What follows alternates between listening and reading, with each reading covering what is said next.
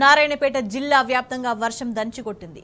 మక్తల్లో కురిసిన భారీ వర్షానికి పలు ఇళ్లలో మిద్దెలు కూలిపోయాయి.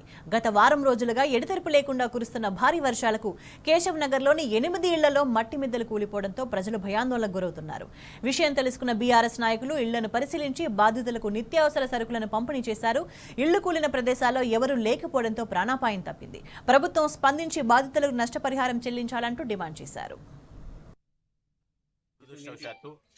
మక్తల్ నియోజకవర్గంలో ఇటీవల కురుస్తున్న భారీ వర్షాలకు మక్తల్ పట్టణంలోని కేశవ్ నగర్ వీధిలో దాదాపుగా అతి పేదవారైనటువంటి ఇంకా ఈ కాలంలో కూడా మట్టి మిద్దెల్లో నివసిస్తున్నటువంటి పేదవారి ఇండ్లు పడిపోవడం జరిగింది.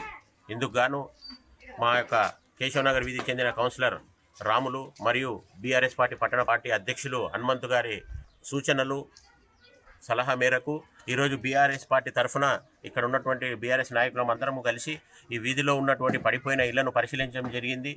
మరి ప్రభుత్వం ఈ రోజు వరకు కూడా వాళ్ళ ఇండ్లను పరిశీలించి తక్షణ సహాయంగా వాళ్ళు నిరాశ్రయులైనరు, ఇంతవరకు వాళ్ళకు తక్షణ సహాయంగా ₹1 కూడా ఇచ్చినటువంటి సందర్భం లేదు. మరి ఈ పరిశీలనలో ఇక్కడ ఉన్నటువంటి పేదవారికి కూడా తిండికి కూడా ఇబ్బంది అవుతుందనే ఒక ఉద్దేశంతో మేము బీఆర్ఎస్ పార్టీ తరఫున కొంత మానవత హృదయంతో మాకు చేతనైన కాడికి కొంత వాళ్లకు బియ్యము, పప్పు, నూనె ఇట్లా రకరకాల నిత్యావసర వస్తువులను పడిపోయిన ప్రతి ఇంటికి కూడా మేము పంపిణీ చేయడం జరిగింది. ఈ సందర్భంగా ప్రభుత్వాన్ని డిమాండ్ చేయడం ఏంటంటే ఇమ్మీడియట్గా ప్రభుత్వం ఆ పేదవాళ్లకు తక్షణ సహాయంగా ₹1,00,000 ప్రతి ఇంటికి ఇవ్వాలని డిమాండ్ చేస్తూ ఉన్నాం.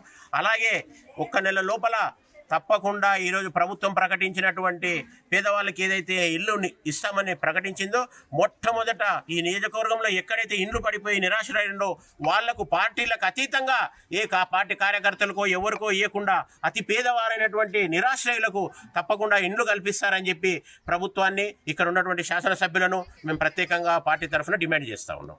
మా ఇల్లు మొన్న రాత్రి వర్షంకి జగ్గి పడిపోయింది సార్. మాకు మొన్న ఎమ్మెల్యే సార్ వచ్చి కూడా చూసిపోయిండు. కొంచెం పడిండే ఈ పొద్దు రాత్రి వానకి జగ్గి పడిపోయింది. మాకు ఉండనికే తావు లేదు, తిననికే తిండి లేదు, ఏమి కట్టనికే బట్టలు కూడా మొత్తం పోయినాయి లోపలికి. మా పరిస్థితి బాగలేదు. మీరే హెల్ప్ చేయలే మాకు, మీరు చూసుకాసి. మా పిల్లలు ఉంటే మా పిల్లలు దాని కింద మేము అందరం చచ్చిపోయేటోళ్ళమే బయటికి వచ్చినాం.